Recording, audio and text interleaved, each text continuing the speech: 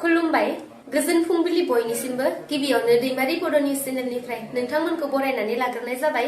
दिनै आं गोदान भिडिअ लानानै फैलायबाय। मिजिंथियो नोंथांमोना आंनि भिडिअखौ जोबजासिम नायलांगोन।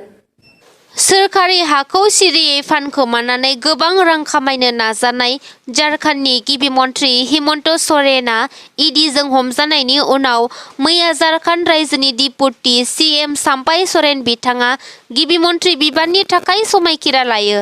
रायजो बेंगिरि सीपी राधाकृष्णनआ साम्पाई सरेननि खावलायनाय बादियै मैया गिबि मन्थ्रि बिबाननि थाखाय समायखिरा लाहोयो।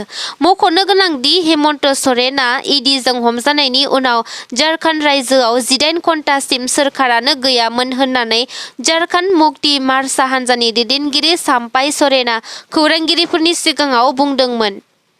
बलिउडनि मुलुगाव माखासे बल्ड सावगारि आरो गाननाय जोमनायजों मुंदांखा जानो हानाय आरो कंगना रानावतजों दैदेनजानाय रियेलिटी श'नि कन्टेस्टेन्ट आरो मुंदांखा एक्ट्रेस पुनाम पान्डेआ रुंसारि जालांबाय। नोंथांमोना थार बाथ्राखौनो खोनादों।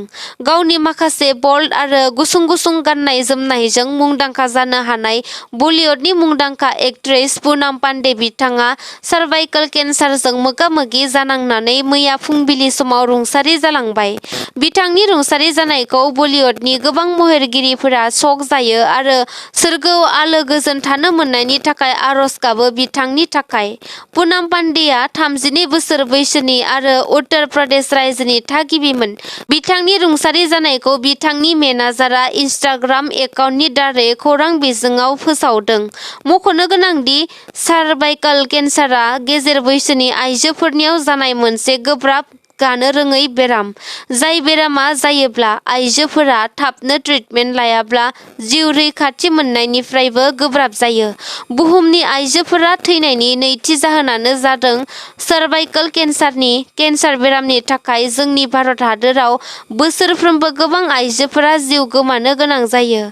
मोनसे रिपर्टनि बादिब्ला जोंनि भारत हादोराव गासै 1,23,907 आइजोफोरा सार्भाइकेल केन्सार जादों। जायनि मादाव दिनैसिम गासै 77,348 गेजेर बैसोनि आइजोफोरा अबथिरा जिउ गोमानो गोनां जाबाय।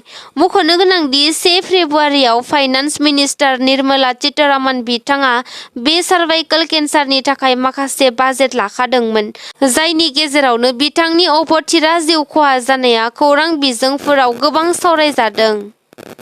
थांनाय सानसेनि सिगां 14 नं चिरां दुवार ब्लक इउपिपिएल दोलोनि आफादगिरि बिरदाव मुसाहारि बिथाङा बिपिएफ दोलोनि सासे गोख्रों दैदेनगिरि आरो समाज सिबियारि जिसया सुमफ्रामारि बिथांखौ सासे ताश गेलेग्रा जुवारि दंफां फायखारि आरो माखासे गोबां बाथ्रा बुंनानै लाजि फोनांदोंमोन। दा बिनि सायावनो जिसया सुमफ्रामारि बिथाङा बिरदाव मुसाहारि बिथांनि सायाव गोख्रों फिनजाथाय होदों। बिथाङा फिनजाथाय होनाय बादिब्ला बिरदाव मुसाहारि बिथाङा सासे साख्रि गोनां सुबुं। बिथाङा सोरखारि साख्रि मावनायलाय राजखान्थिजों जेबो सोमोन्दो थानो नाङामोन। नाथाय बिथाङा राजखान्थियारि दोलोनि सासे दैदेनगिरि। बिनि सायाव बिटिआर सोरखारा थाबैनो एक्सन लानो नांगौ। बिथाङा गावनि न'आवनो गोरोबनाय गैया अब्ला बियो रायजो राजानि मा खामानि मावनो हानो? बिथाङा हिनजाव दङब्लाबो हिनजाव गैयै बादि गोरोबनाय गैया आरो गावनि दोलोनि गेजेरावनो दावराव दावसि सोमजिहोबाय थायो। बेबादि दैदेनगिरिया रायजोनि मा मोजां खामानि मावनो हागोन होननानै बुङो समाज सिबियारि बिथां जिसया सुमफ्रामारि बिथाङा। बेजों लोगोसे दंफां मावनायनि फोरमान दङब्ला रायजोफोरनि सिगाङाव दिन्थिना होनो थाखाय बुङो बिथाङा। बिरदाव मुसाहारि बिथाङा मोजाङै गावनि साख्रिखौ मावनो गोसो गैयाब्ला रिजाइन होनो नांगौ नङाब्ला आयेननि राहा लागोन होननानै गोख्रों हुमखि होयो बिथां जिसया सुमफ्रामारिया। आरो बेजों लोगोसे बिरदाव मुसाहारिनि बेरेखा गोबां बाथ्राफोर बुंथिनायखौबो नुनो मोन्दों। बर' सावथुन मुलुगनि थाखाय मोनसे दुखुनांथाव आरो बिखाखामथाव खौरां। बर' सावथुन मुलुगनि थरसे हाथरखिया अरायनि थाखाय अखोराङाव दावखोलांबाय। के सि सिमला मिउजिक फरायसालिनि बारग' फरायसाजों लोगोसे सालबारि बिसानि सोद्रोमा आरो सासे मोजां मोसाखावरि मृदुला गयारिया रुंसारि जालांबाय। बिथाङा गोलाव सम गोब्राब गानो रोङै बेरामजों जुजिनानै मैया बे बुहुमखौ अरायथानि थाखाय नागारलांबाय। बिथांनि रुंसारि जानायखौ बिथांनि गामि आरो ओनसोलनि सुबुंफोरा गोबां दुखु मोननायखौ फोरमायथिदों। बिटिआर सोरखारनि आरोबाव मोनसे बाख्नायजाथाव हाबाफारि लाबोबावनायखौ नुनो मोन्दों। दासान्दि बिटिआर सोरखारा मोनफ्रोमबो बिथिङावनो बेकार जेंनाखौ सुस्रांनानै आरो जौगानाय लाबोनो थाखाय सानफा एफा फोरोंथायफोरनि मावबादा लाबोबाय थानायखौ नुनो मोन्दों। बेबायदिनो मैया तामुलपुर जिल्लानि गरेस्वरनि बालाबारियावबो गाहाय मन्थ्रि रोंगौथि जौगाखां बिथांखिनि सिङाव गासै सा 150निबो बांसिन आइजोफोरनो टेलरिं ट्रेनिं होनो थाखाय मावबादा बेखेवनायखौ नुनो मोन्दों। बे मावबादाखौ बेखेवनाय हाबाफारियाव आलारि बाथिखौ फोजोंनानै होयो गरेस्वर मण्डलनि बिजेपिनि आफादगिरि महेश्वर बराया। लोगोसेयैनो बालाबारि गामिनि गामि बोराइ फैमाल नार्जारि, गरेस्वर एनआरडिएस फरायसालिमानि डाइरेक्टर देरहासार नार्जारि बिथांमोनजों लोगोसे गुबुन गुबुन बिबानाव थानाय बिबानगिरि बिथांमोनहाबो बाहागो लायो। बेजों लोगोसे बे मावबादा फोरोंथाय हाबाफारियाव गाहाय आलासि महरै 30 नं गरेस्वर बियाबनि एमसिएलए पबित्र कुमार बर' बिथाङा बाहागो लानानै बिटिआर सोरखारनि बायदि बायदि बिथांखिनि सायाव खौरां बिजोङाव गुवारै फोरमायथिनायखौ नुनो मोन्दों। माब्लाबा माब्लाबा समाव सियान सुबुङाबो खोमसि फोथायनानै बेंगुरा जाफ्लाङो। जानो हागौ बै सासे आइजोआबो बै दिनखालि बेंगुरा जाफ्लांदों। बेबायदिनो मोनसे सोमोनांथाव जाथाय जानानै थाङो उत्तर प्रदेश रायजोआव।